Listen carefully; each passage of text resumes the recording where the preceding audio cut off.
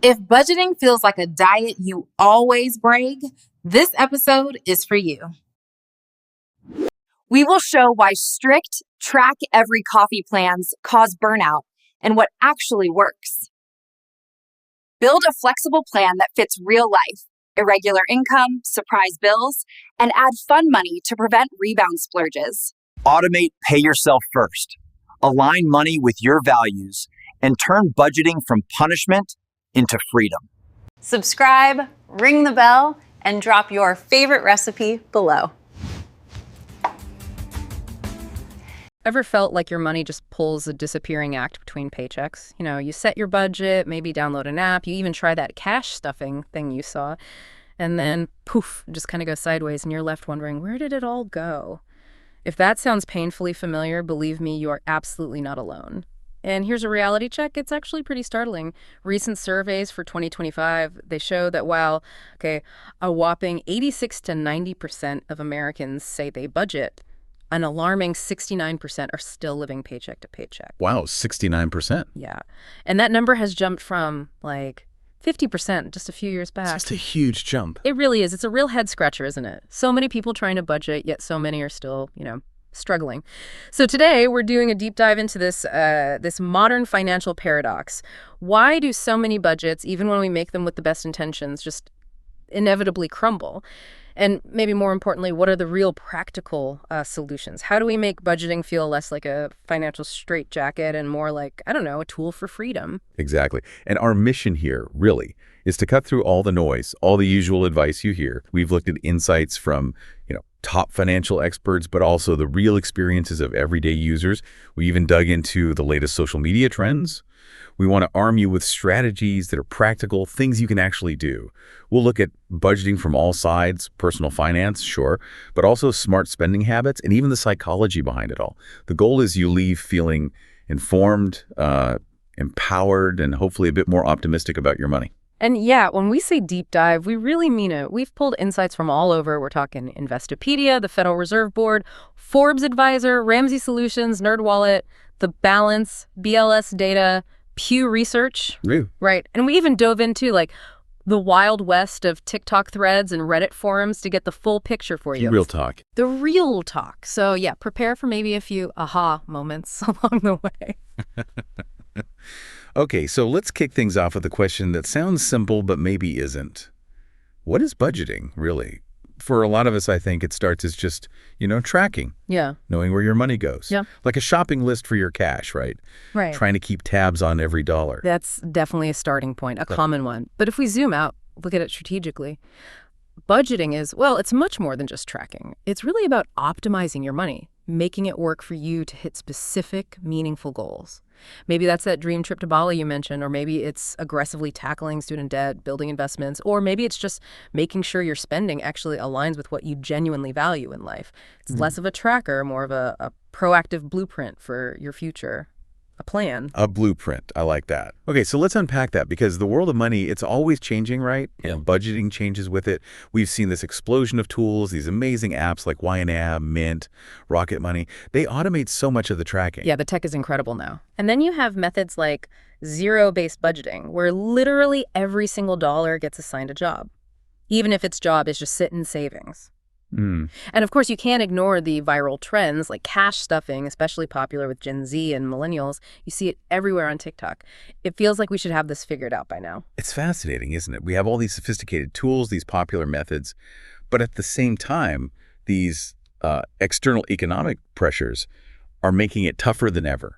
Inflation is the big one, obviously. Sure. Food, housing, energy, the costs are just soaring everywhere. It's forcing so many families into what you can really only call survival budgets.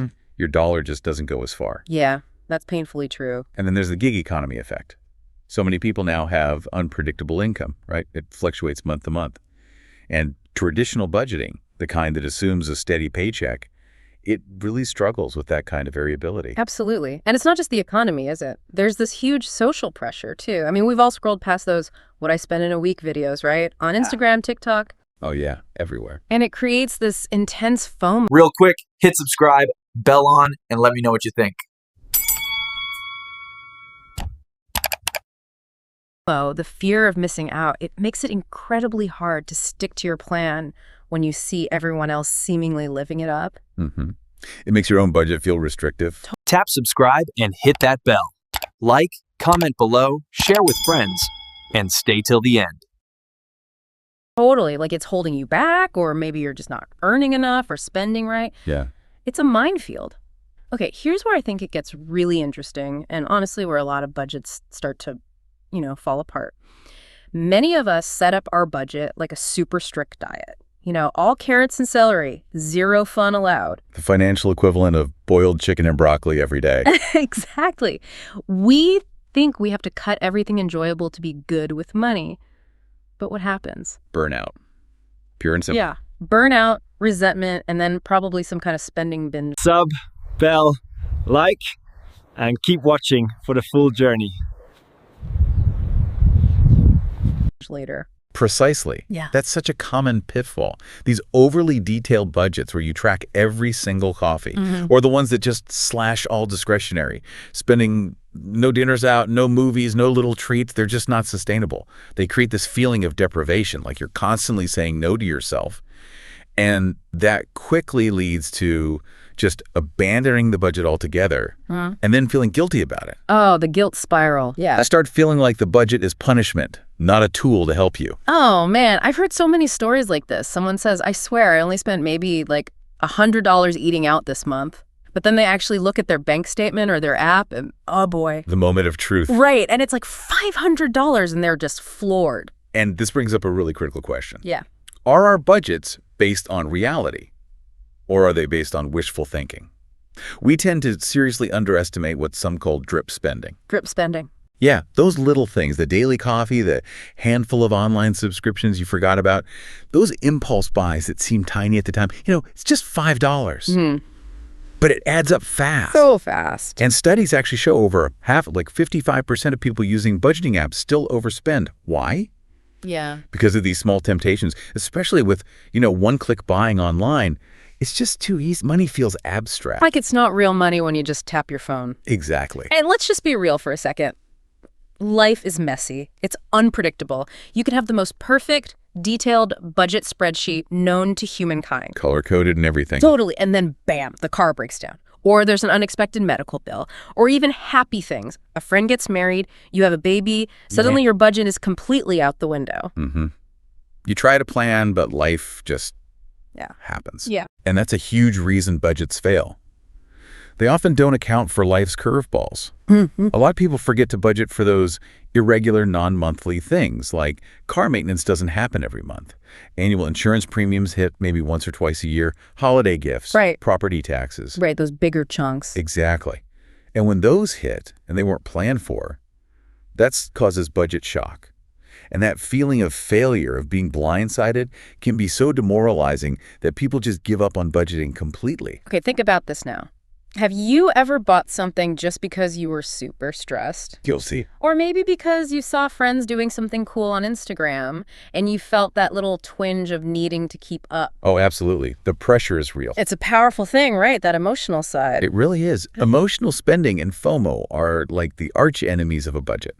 Because budgeting isn't just numbers on a page. It's deeply psychological. It's about behavior. When we feel restricted by our budget, or we give in to that societal pressure for, experiential consumption buying experiences. Yeah. Got to have the experiences. Right. It's incredibly easy to overspend. And then what follows? Guilt. Lots of guilt. Exactly. Which can then lead to avoiding your finances altogether, just sticking your head in the sand.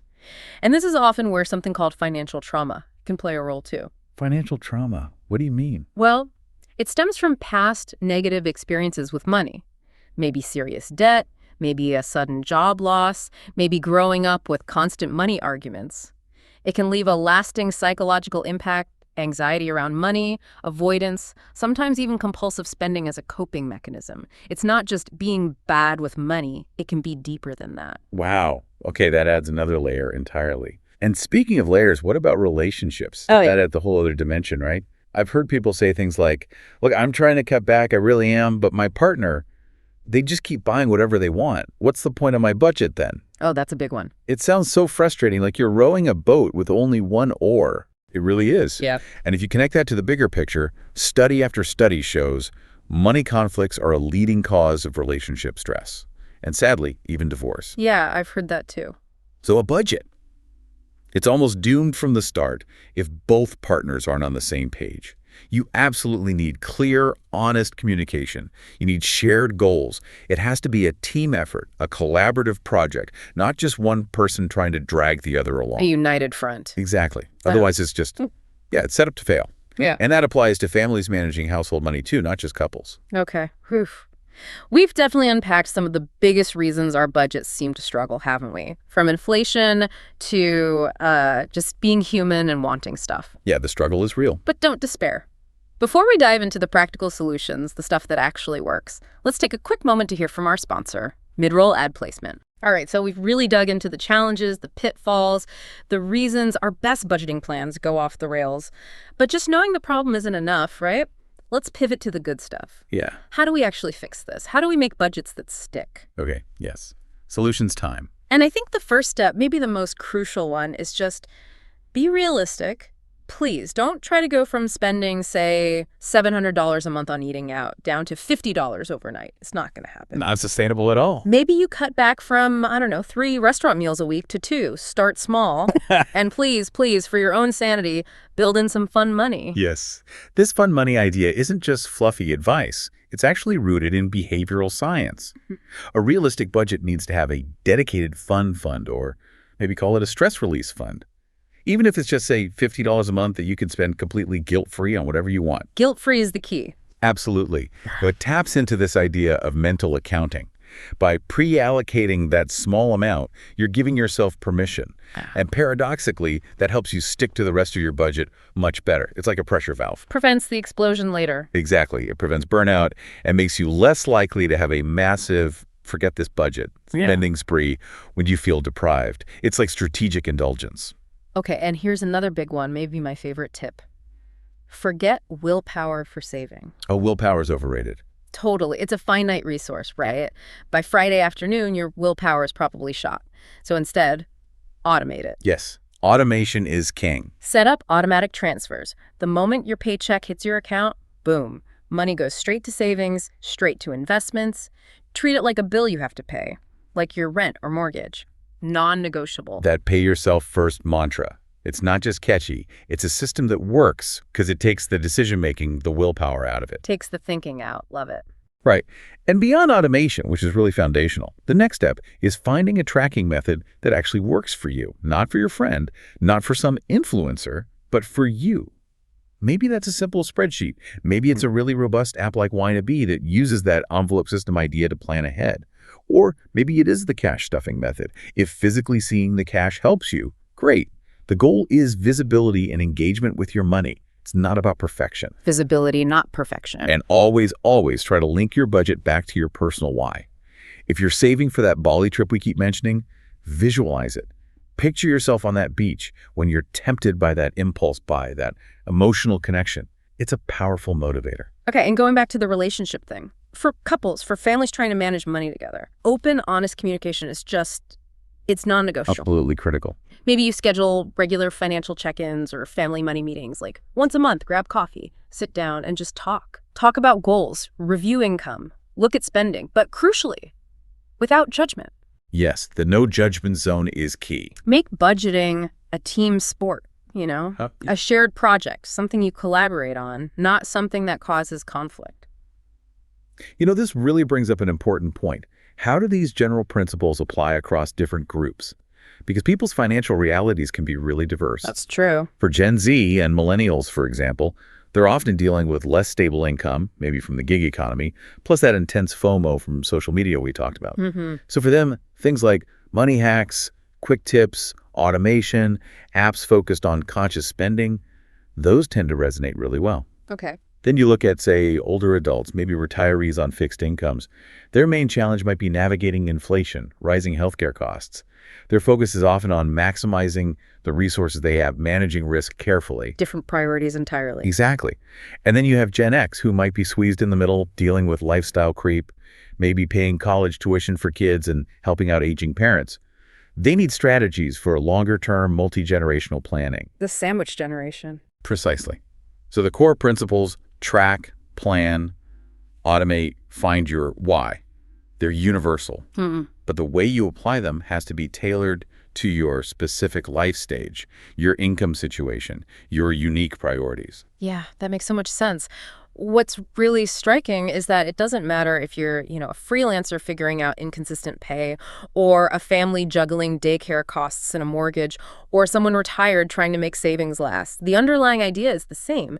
Budgeting needs to be flexible. It needs to be realistic. It needs to serve your life. Not the other way around. Not the other way around. And sometimes, let's be honest, part of the solution isn't just cutting back. Sometimes it really is about finding ways to increase your income. That's a crucial piece of the puzzle, too. Maybe it's a side hustle. Maybe it's asking for a raise. Maybe it's learning a new skill to get a better job. Sometimes you need more breathing room in the budget itself to make it work without constant stress. Absolutely. And I think ultimately the big takeaway here is that a successful budget, it isn't really about restriction at all. It's actually about freedom. Freedom. How so? Well, it's the freedom to spend your money intentionally on the things that genuinely matter to you. It's freedom from the constant stress and burden of debt. And it's the freedom to actually achieve your biggest goals, whether that's buying a house, traveling the world, or retiring comfortably. So the key is to focus on progress, not perfection. Just keep tweaking it. And try to see your budget as this empowering tool that helps you build the life you want, not something that holds you back. Wow, okay. Progress, not perfection. I like that. We've covered so much ground today. So thinking about all this, what's maybe your biggest budgeting myth that we might have just busted? And more importantly, what's one small, actionable step you could take maybe this week to start rewriting your own financial story? Could be setting up that fund. Could be automating one savings transfer. Or maybe just having that first open conversation with your partner about money. We genuinely love to hear your thoughts and experiences. Share them in the comments below. And hey, if you found this deep dive helpful, if you had an aha moment, please hit that subscribe button, give us a thumbs up, and maybe share it with someone you know who might be struggling with their budget too. Your engagement really helps us bring more insights like this to you. Definitely. And if you're looking for more ways to get smarter with your money, you are in luck. We've got some exciting deep dives planned. We'll be tackling budgeting for irregular income, specifically tips for freelancers and gig workers, which I know a lot of you have asked about. Oh yeah, that's a big one. And we're also planning a deep dive into the best budgeting apps of 2025, comparing the pros and cons to help you find the right fit. So definitely stay tuned for those. Your financial toolkit is about to get a serious upgrade.